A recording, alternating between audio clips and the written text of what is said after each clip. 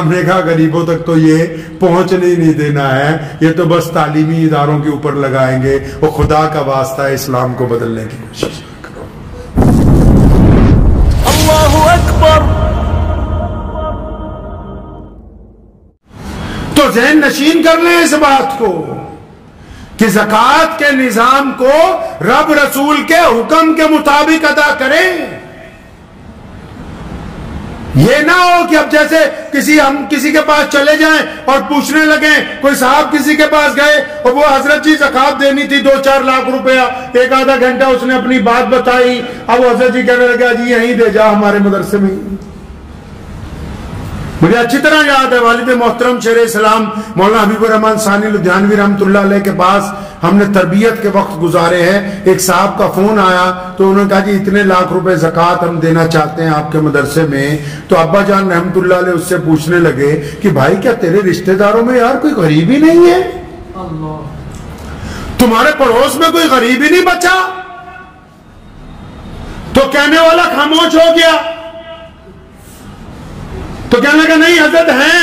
تو فرمایا پہلے ان کی ضرورت کو، اسلام اس کا نام ہے کہ اس کو اس طرح قائم کرو جس طرح محمد الرسول اللہ نے کیا۔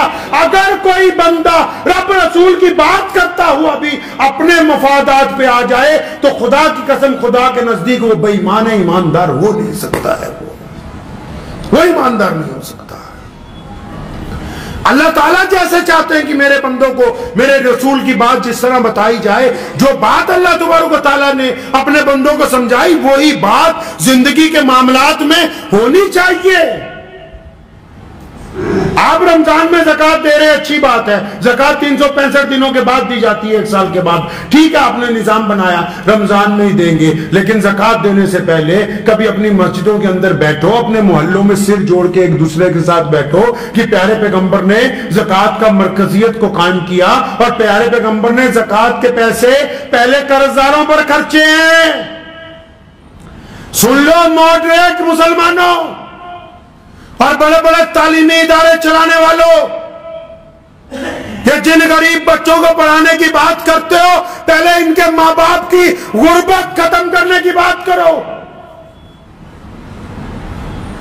رسول اللہ صلی اللہ علیہ وسلم نے زکوٰۃ کے پیسے سب سے پہلے کن پر خرچے گئے جی؟ جو لوگ قرض دار ہو گئے، جن کا کاروبار بند ہو گیا، جن کو سٹینڈ کرنا ہے، اور پھر اس حساب سے اس زکوٰۃ کو بانٹا گیا کہ ایک وقت آیا کہ آج اس زمین کے اوپر جہاں سے اللہ نے زکوٰۃ کو فرض کیا مکہ مکرمہ میں، مدینہ المنورہ میں، آج عرب کی زمین پر اس کے ساتھ لگتے ملکوں پر کوئی زکوٰۃ لینے والا ہے نہیں ہے۔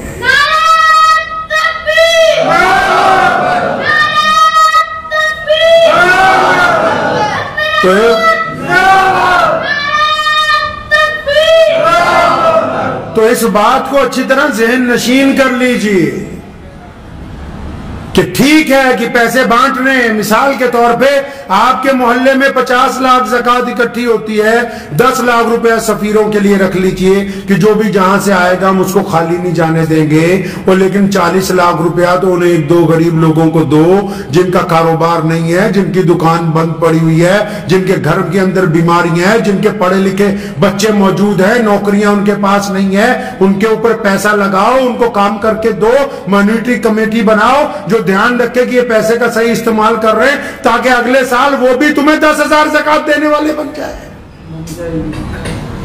اپنے نظام کو درست کریں۔ اگر واہ واہی لوٹنے کے لیے پیسے خرچنے تو ان پیسوں کا کوئی فائدہ نہیں ہے۔ بہت بڑے بڑے ہمارے چودھریوں کو تکلیف ہو گئی ہے یہ کہ جی ہماری واہ واہی ہو جائے، ہم نے یہ کر دیا۔ ارے مرنے کے بعد اس اولاد نے دعا بھی ڈھنگ سے نہیں کرنی، ہم جیسے مولویوں کے بعد آ جائیں گے حضرت جی دعا کر دو، اس لیے پیسے وہاں خرچو جن کا فائدہ تمہیں مرنے کے بعد بھی ہونے والا ہے۔ جن پر خرچو گے وہ دعا نہیں بھی نہ کریں گے، ان کو جو فائدہ ہوگا اس کا ثواب آپ کی قبر میں آپ کو پہنچنے والا ہے۔ ذہن نشین کر لیجئے اس بات کو کہ ہم نے اپنے نظام کو درست کرنا ہے۔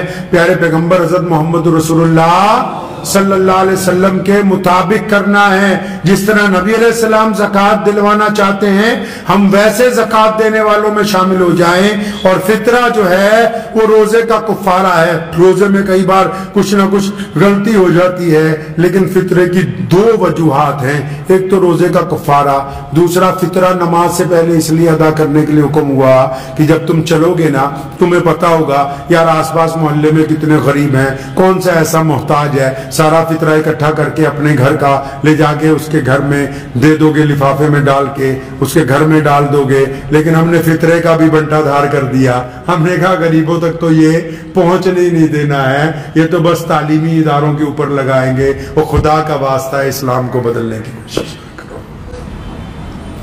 निजाम को जो लोग इस्लाम से टकराए वो कामयाब नहीं हुए। सुन लो काम से, जो लोग मोहम्मद रसूलुल्लाह सल्लल्लाहु अलैहि वसल्लम के निजाम को बदलना चाहते हैं वो दुनिया में कामयाब नहीं हो सकते। ये मुसलमानों की बात कर रहा हूं, जो ये चाहते हैं कि हम बड़े मौलवी हैं, हम बड़े इदारे वाले हैं, हम बड़े चौधरी हैं, हम बड़ी मस्जिद के प्रधान हैं, हम बताएंगे इस्लाम तुम्हारे बाप की जागीर नहीं है। इस्लाम के बारे में अगर कोई बता सकता है तो सिर्फ मोहम्मद रसूलुल्लाह सल्लल्लाहु अलैहि वसल्लम। जिस तरह उन्होंने कहा है उस तरह चलना होगा।